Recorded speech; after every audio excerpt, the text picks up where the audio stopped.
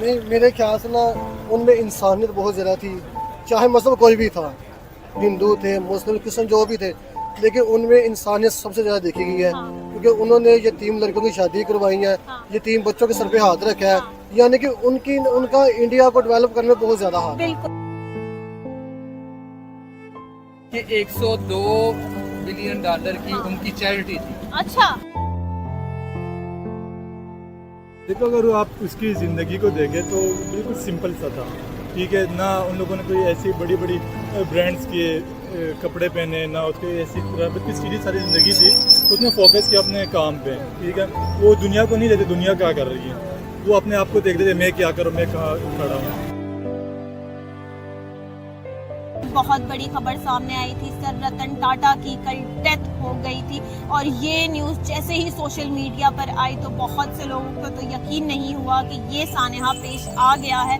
लेकिन फिर आहिस्ता आहिस्ता जब मालूम हुआ तो बड़े से बड़े सेलिब्रिटी ने, इंटरनेशनल सेलिब्रिटीज़ ने, पाकिस्तानी सेलिब्रिटीज़ ने, इंडियन सेलिब्रिटीज़ ने, क्रिकेटर्स ने, सिंगर ने, बिजनेसमैन ने, हर किसी ने उनको ट्रिब्यूट पेश किया है। चलते हैं जानते हैं पाकिस्तानी अवाम से कि इतने बड़े बिजनेसमैन जो थे वो किस तरह से उनको इंस्पायर करते थे और उनकी डेथ का सुन के पाकिस्तानी अवाम को क्या फील हुआ।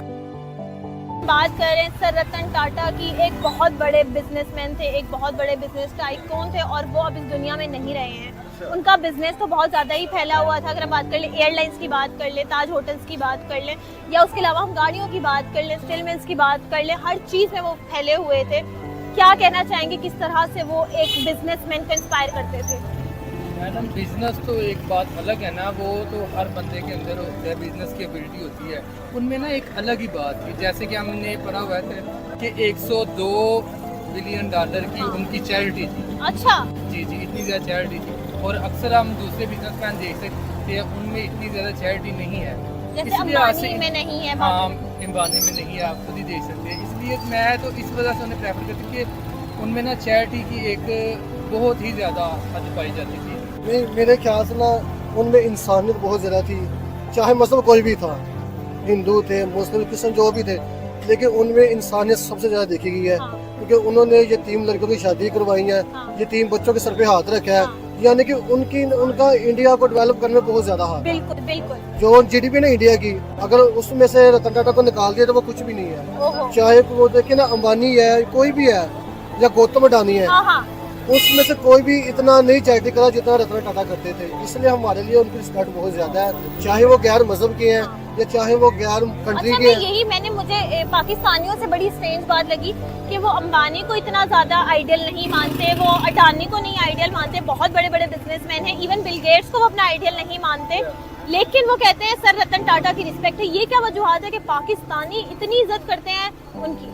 क्योंकि वो पाकिस्तानी भी बहुत ज्यादा करते थे, वो बहुत रिस्पेक्ट करते पाकिस्तानियों की। मैंने देखा उनमें आजिज़ी बहुत ज्यादा थी, वो इंसान को इंसान समझते थे।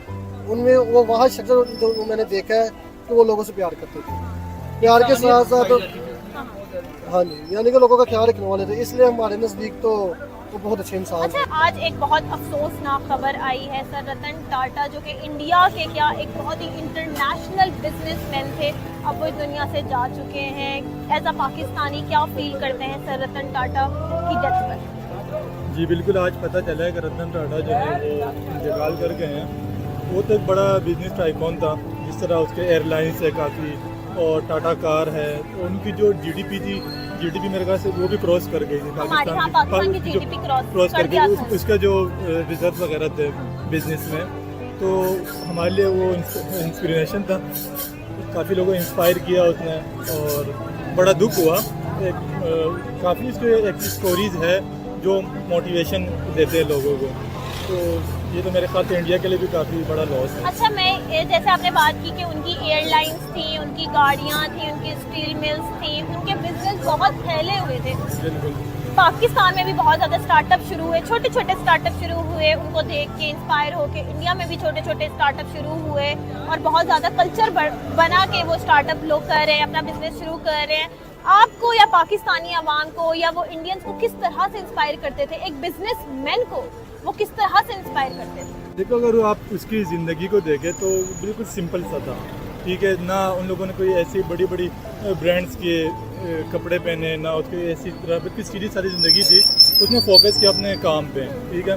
वो दुनिया को नहीं देते दुनिया क्या कर रही है, वो अपने आप को देखते थे मैं क्या करूँ, मैं कहाँ खड़ा हूँ। जो पाकिस्तान में वो इन्वायरमेंट नहीं दे रहे, वो माहौल नहीं दे रहे आप बिजनेसमैन को कि वो यहाँ पर बिज़नेस करे और अपना यहाँ पर कुछ पैसा लगाए, इन्वेस्ट करें।